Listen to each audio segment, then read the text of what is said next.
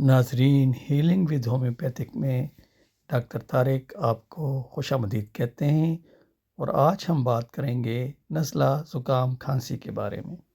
کیا آپ کو بھی اچانک چھینکیں آنے لگتی ہیں، ناک بند ہو جاتی ہے، سانس لینا مشکل ہو جاتا ہے، گلا خراش سے جلنے لگتا ہے اور سر ایسے دکھتا ہے جیسے دھماکہ ہو گیا ہو؟ یہ نزلہ ہے، زکام ہے، یا آنے والی بیماری کی پہلی دستک؟ السلام علیکم۔ آج کی ویڈیو ان سب کے لیے ہے جو بار بار نزلے، زکام اور بخار سے پریشان ہیں۔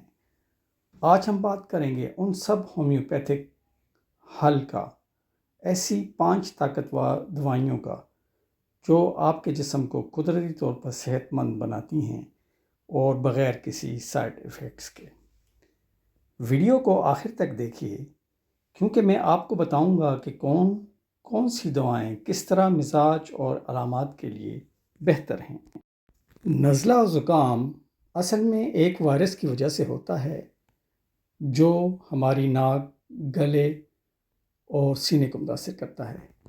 اس کی علامات میں شامل ہیں ناک بہنا، گلا خراب ہونا، سر درد، چھینکیں، بخار۔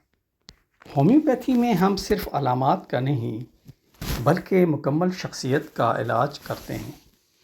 تو جو سب سے پہلی دوا میں آپ کو اس سلسلے میں بتاؤں گا تو وہ ہے ایکونائٹ نیپلس۔ یہ دوا اس وقت دی جاتی ہے جب نزلہ اچانک شروع ہو، اکثر ٹھنڈ لگنے کے بعد، بخار ہو، گھبراہٹ ہو اور بے چینی کے ساتھ یہ سب کچھ ہو، تو فوراً ایکونائٹ کی ایک خوراک جادو اثر ہے۔ دوسری دوائی جو ہے تو وہ ہے بیلاڈونا۔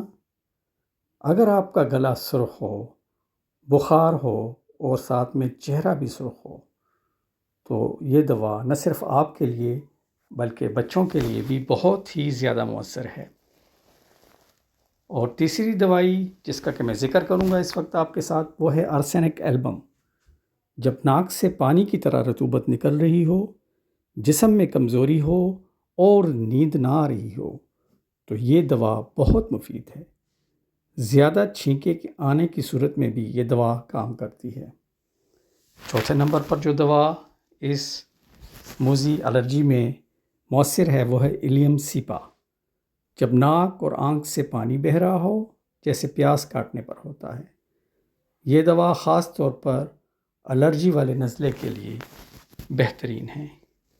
اور 5ویں نمبر پر جو دوائی میں آپ کو بتانے جا رہا ہوں اس کا نام ہے برایونیا۔ جب نزلے کے ساتھ سینے میں جلن ہو اور مریض کو صرف لیٹ کر آرام محسوس ہو، یہ دوا خاص طور پر خشک نزلے کے لیے بہت مفید ہے۔ ہومیوپیتھک دوائیں خالی پیٹ لینا بہت بہتر ہوتا ہے۔ اگر علامات شدید ہوں تو کسی ماہر ڈاکٹر سے مشورہ ضرور کریں۔ ہر دوا ہر شخص کے لیے نہیں ہوتی، اپنی طبیعت اور مزاج کے مطابق دوا کا انتخاب کیا جاتا ہے۔ اگر آپ کو یہ ویڈیو پسند آئی ہو تو لائک کریں، کمنٹ میں بتائیں کہ آپ کو کون سی دوا سے فائدہ ہوا، اور چینل کو سبسکرائب کرنا نہ بھولیے۔